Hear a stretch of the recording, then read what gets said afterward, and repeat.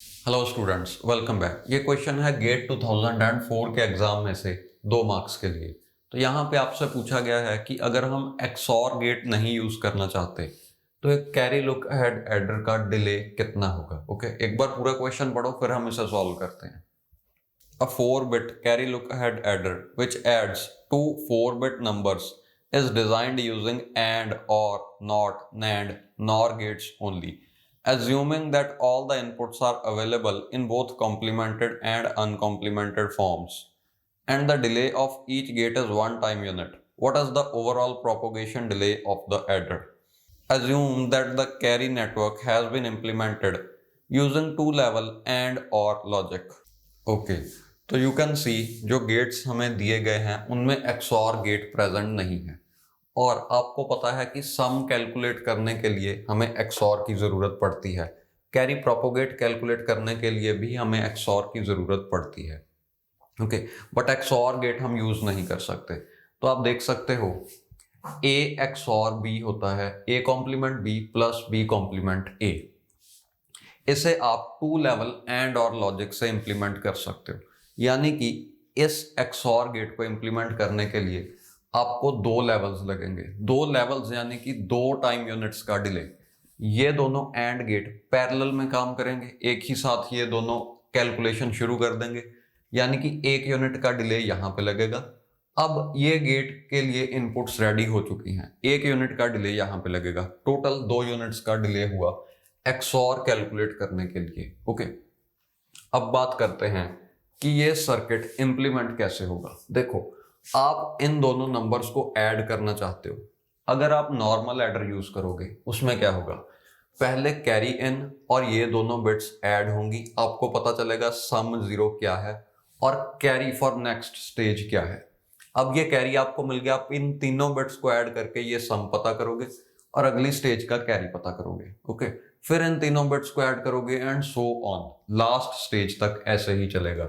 यानी कि अगर आप 1000 बिट नंबर को ऐड करना चाहते हो तो उसमें 1000 स्टेजेस होंगी और आपका डिले 1000 टाइम्स बढ़ जाएगा। ओके, बट हम डिले कांस्टेंट रखना चाहते हैं, इसीलिए हम कैरी लुक हेड एडर बनाते हैं। कैरी लुक हेड एडर में क्या होता है, सबसे पहले कैरीज जनरेट होते हैं। अब आपको शायद ये अजीब लग सकता है कि हम इन दोनों नंबर्स को ऐड किए बिना ही ये कैरी जान सकते हैं। ओके, रादर हम किसी भी स्टेज पे कोई भी एडिशन परफॉर्म करे बिना ही ये फाइनल कैरी आउट भी जान सकते हैं और इस स्टेज के लिए कैरी क्या है वो भी जान सकते हैं। तो स्टेप 1 में हम ये सारे कैरीज कैलकुलेट करते हैं, वो भी कांस्टेंट टाइम में। ओके, और कैरी लुक अहेड एडर के सेकंड स्टेप में अब क्योंकि हमारे पास ये सारे कैरीज हैं और ये दो नंबर्स तो पहले से ही पता है, तो हम इन सभी एडिशंस को परफॉर्म करते हैं कांस्टेंट टाइम में पैरेलली। ओके, यानी कि अगर n बिट नंबर्स ऐड करने हैं तो n फुल एडर्स यूज हो रहे हैं। ओके, अब पहला स्टेप भी कांस्टेंट टाइम ले रहा है, दूसरा स्टेप भी कांस्टेंट टाइम ले रहा है, यानी कि ये पूरी एडिशन कांस्टेंट टाइम में होगी। मींस स्टेजेस कितनी है इससे फर्क नहीं पड़ेगा। ओके, बट सर्किट कॉम्प्लेक्स होता जाएगा। यहां पे आप देख सकते हो कैरीज कैलकुलेट करने के फॉर्मूलाज मैंने लिखे हुए हैं। C0 जो है वो कैलकुलेट नहीं किया जाता, रादर वो एक इनपुट ही है। ये दोनों नंबर्स और C0 इनपुट होते हैं। C1, C2, C3, C4 यानी कि ये जो कैरीज हैं ये हम कैलकुलेट कर सकते हैं यूजिंग दीज फॉर्मूलाज। G और P क्या है ये आपको पता होने चाहिए, बट एनीवेज मैंने यहाँ पे इनके भी फॉर्मूलाज लिख रखे हैं। आई रिकमेंड कि ये लेक्चर देखने से पहले आप कैरी लुक अहेड एडर के बारे में जानते हो। ओके, तो आप मेरे थ्योरी लेक्चर्स देख सकते हो। Anyways let us continue. तो आप देख सकते हो सबसे पहले कैरीज कैलकुलेट करने के लिए हमें G0, P0, G1, P1 ये सब पता होना चाहिए।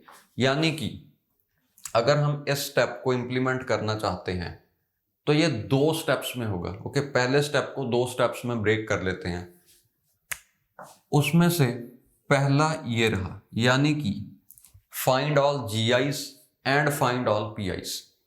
अब सारे GIs ढूंढने के लिए यानी कि G1, G2, G3 and G0, okay, G0, G1, G2, G3 ये सारे GIs पता करने के लिए आपको एक ही लेवल लगेगा, क्योंकि हमें सिर्फ इनका एंड परफॉर्म करवाना है। तो सबका एंड पैरेलली परफॉर्म हो जाएगा, यानी कि 1 यूनिट का डिले लगेगा क्योंकि एक ही गेट है।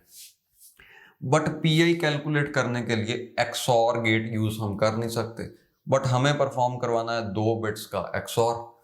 तो इस लॉजिक से, यानी कि 2 लेवल एंड और लॉजिक से 2 लेवल्स में हो रहा है, यानी कि 2 यूनिट का डिले।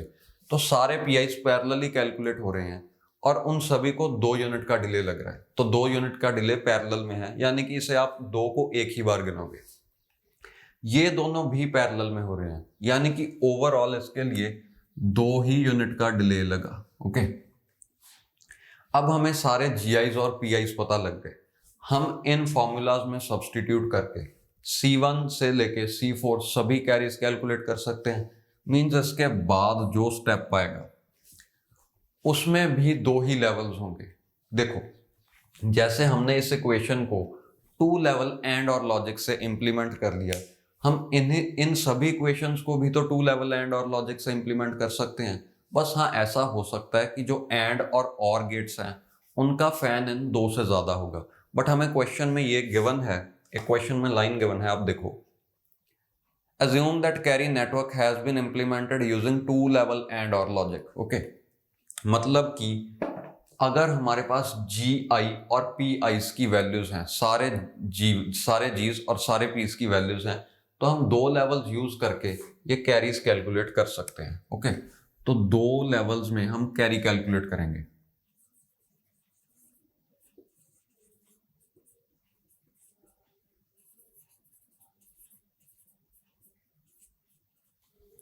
मतलब कि 2 + 2 4 लेवल्स यूज करके हमने स्टेप 1 कंप्लीट कर लिया, that is generating all CIs। देखो, क्या ये दोनों पैरेलली हो सकते हैं? नो, बिकॉज CI कैलकुलेट करने के लिए पहले GI और PI पता होना चाहिए। ओके, तो 2 लेवल पहले, 2 लेवल उसके बाद, टोटल 4 लेवल्स, और हर लेवल पे 1 टाइम यूनिट का डिले लग रहा है, यानी कि टोटल डिले हो गया 4 टाइम यूनिट्स का अभी तक। बट हमने सिर्फ कैरीज कैलकुलेट किए हैं, सम तो कैलकुलेट किया ही नहीं। एक्चुअली तो हमें ये सम चाहिए ना फाइनली, तो सम कैलकुलेट करने का फॉर्मूला है PI XOR CI। आपको पता है कि XOR को 2 लेवल्स लगेंगे, मींस ये सब करने के बाद फिर से हमें XOR परफॉर्म करवाना पड़ेगा, उसमें 2 लेवल्स और लगेंगे। ओके, तो ये रहा फर्स्ट स्टेप, ये है सेकंड स्टेप। अब मैं थर्ड स्टेप लिख रहा हूं, यानी कि इसके लिए जो इंप्लीमेंटेशन है वो ये रही, that is calculate SI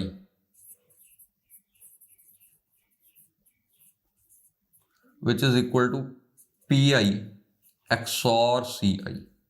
okay, तो 2 लेवल्स ही इसे लगेंगे, यानी कि आपका आंसर हो गया 6। देखो, 2 + 2 + 2 टोटल हो गए 6 लेवल्स, हर लेवल पे 1 यूनिट का डिले, टोटल डिले हो गया 6 यूनिट्स का, यानी कि इस क्वेश्चन का आंसर है 6।